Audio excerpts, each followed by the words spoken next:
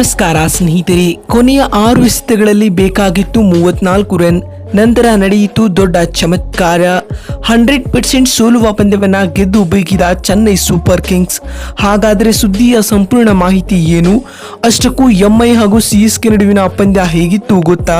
ಹೀಗೆ ಇದರೆಲ್ಲದರ ಬಗ್ಗೆ ಇವತ್ತಿನ ಈ ಒಂದು ವಿಡಿಯೋದಲ್ಲಿ ತಿಳಿಸ್ಕೊಡ್ತಾ ಹೋಗ್ತೀನಿ. ಹೀಗಾಗಿ ದಯವಿಟ್ಟು ಈ ವಿಡಿಯೋವನ್ನು ಕೊನೆವರೆಗೂ ನೋಡಿ ಸ್ನೇಹಿತರೆ. ಆದರೆ ಅದಕ್ಕಿಂತಲೂ ಮುನ್ನ ನೀವು ಕೂಡ ರೋಹಿತ್ ಶರ್ಮಾ ಮತ್ತು MS ಧೋನಿರವರ ಅಪ್ಪಟ ಅಭಿಮಾನಿಗಳಾಗಿ ಈ ವಿಡಿಯೋವನ್ನು ನೋಡುತ್ತಿದ್ದರೆ ತಪ್ಪದೆ ಈ ಕೂಡಲೇ ಈ ವಿಡಿಯೋಗೊಂದು ಲೈಕ್ ಮಾಡಿ. ಹೌದು ಸ್ನೇಹಿತರೆ, ಟಾಟಾ IPL 2024ರ 29ನೇ ಪಂದ್ಯದಲ್ಲಿ ಚೆನ್ನೈ ಸೂಪರ್ ಕಿಂಗ್ಸ್ ಹಾಗೂ ಮುಂಬೈ ಇಂಡಿಯನ್ಸ್ ತಂಡಗಳು ಮುಖಾಮುಖಿಯಾಗಿದ್ದವು.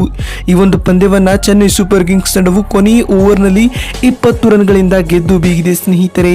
ಹೌದು, ಈ ಒಂದು ಪಂದ್ಯದಲ್ಲಿ ಟಾಸ್ ಸೋತು ಮೊದಲು ಬ್ಯಾಟಿಂಗ್ ಮಾಡಿದ CSK ತಂಡವು ನಿಗದಿತ 20 ಓವರ್ಗಳಲ್ಲಿ 206 ರನ್ಗಳಿಗೆ 4 ವಿಕೆಟ್ ಕಳೆದುಕೊಂಡಿತು.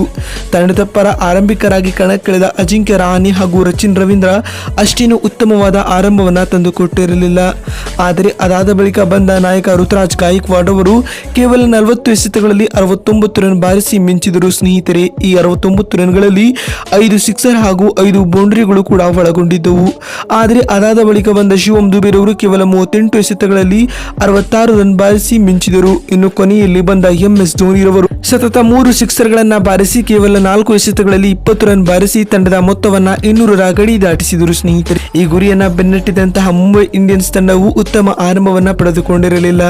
ಇಶಾನ್ ಕಿಶನ್ ಅವರು ಕೇವಲ 23 ರನ್ ಬಾರಿಸಿ ನಿರ್ಗಮಿಸಿದರು. ಇದಾದ ಬಳಿಕ ಬಂದ ಸೂರ್ಯಕುಮಾರ್ ಯಾದವ್ ಅವರು ಡಕೌಟ್ ಆಗಿ ಹೊರನಡೆದರು. ಇನ್ನು ನಂತರ ಬಂದ ತಿಲಕ್ ವರ್ಮಾ ಅವರು ತಂಡಕ್ಕೆ ಕೊಂಚ ಆಸರೆಯಾದರು. ರೋಹಿತ್ ರವರಿಗೆ ಉತ್ತಮ ಜೊತೆ ಆಟ ನೀಡುವ ಭರವಸೆ ನೀಡಿದ ತಿಲಕ್ ರವರು ಕೇವಲ 31 ರನ್ ಬಾರಿಸಿ ನಿರ್ಗಮಿಸಿದರು. ಆದರೆ ಅದಾದ ಬಳಿಕ ಬಂದ ನಾಯಕ ಹಾರ್ದಿಕ್ ಪಾಂಡ್ಯ 2 ರನ್ಗಳಿಗೆ ತಮ್ಮ ಆಟವನ್ನ ನಿಲ್ಲಿಸಿದರು. ನಂತರ ಬಂದ ಟೀಮ್ ಡೇವಿಡ್ ರವರು 2 ಸಿಕ್ಸರ್ಗಳನ್ನ ಬಾರಿಸಿ 13 ರನ್ಗಳಿಗೆ ತಮ್ಮ ಆಟವನ್ನ ನಿಲ್ಲಿಸಿದರು. ಆದರೆ ಮತ್ತೊಂದು ಕಡೆ ಗಟ್ಟಿಯಾಗಿ ಬೇರೂರಿದ್ದ ರೋಹಿತ್ ಶರ್ಮಾ ರವರು ಮುಂಬೈ ತಂಡದ ಗೆಲುವಿನ ಆಸೆಯನ್ನು ಚಿಗುರಿಸಿದರು.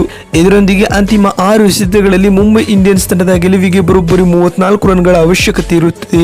ಸ್ಟ್ರೈಕ್ ನಲ್ಲಿ ರೋಹಿತ್ ಶರ್ಮಾ ಮತ್ತು ಮೊಹಮ್ಮದ್ ನಬಿ ಇರುತ್ತಾರೆ. ಮೊದಲ ಎಸೆತದಲ್ಲಿ ನಬಿ ರವರು ಸಿಂಗಲ್ ತೆಗೆದುಕೊಂಡು ರೋಹಿತ್ ರವರಿಗೆ ಸ್ಟ್ರೈಕ್ ನೀಡಿದರು. ನಂತರದ ಎಸೆತದಲ್ಲಿ ರೋಹಿತ್ ರವರು 6 ಬಾರಿಸಿದರು. ಇನ್ನು ತದನಂತರದ ಎಸೆತದಲ್ಲಿ ರೋಹಿತ್ ರವರು ಬೌಂಡರಿ ಬಾರಿಸುವ ಮೂಲಕ ತಮ್ಮ ಶತಕವನ್ನ ಕೂಡ ಕಂಪ್ಲೀಟ್ ಮಾಡಿಕೊಂಡಿದ್ದರು. ಆದರೆ ಈ ನಡುವೆ ರೋಹಿತ್ ರವರು ತಮ್ಮ ಶತಕವನ್ನ ಕೂಡ ಸೆಲೆಬ್ರೇಟ್ ಮಾಡಿರಲೇ ಇಲ್ಲ ಸ್ನೇಹಿತರೆ. ಇದರೊಂದಿಗೆ ಮುಂಬೈ ತಂಡವು ಕೊನೆಯ ಓವರ್ನಲ್ಲಿ ಕೇವಲ 14 ರನ್ ಬಾರಿಸಲಷ್ಟೇ ಸಾಧ್ಯವಾಯಿತು. ಇದರಿಂದಾಗಿ 20 ರನ್ಗಳ ಹೀನಾಯ ಸೋಲನ್ನು ಚೆನ್ನೈ ವಿರುದ್ಧ ಮುಂಬೈ ತಂಡ ಕಾಣಬೇಕಾಗಿತ್ತು. ನೋಡಿದ್ರಲ್ಲ ಬಂಧುಗಳೇ, ಎಂಐ ಹಾಗೂ CSK ನಡುವಿನ ಪಂದ್ಯ ಹೇಗಿತ್ತು ಅಂತ ತಿಳಿಸಿಕೊಡುವ ನಮ್ಮ ಈ ಪ್ರಯತ್ನ ನಿಮಗೆ ಇಷ್ಟವಾಗಿದ್ದಲ್ಲಿ ತಪ್ಪದೇ ಕೂಡಲೇ ಈ ವಿಡಿಯೋಗೊಂದು ಲೈಕ್ ಮಾಡಿ.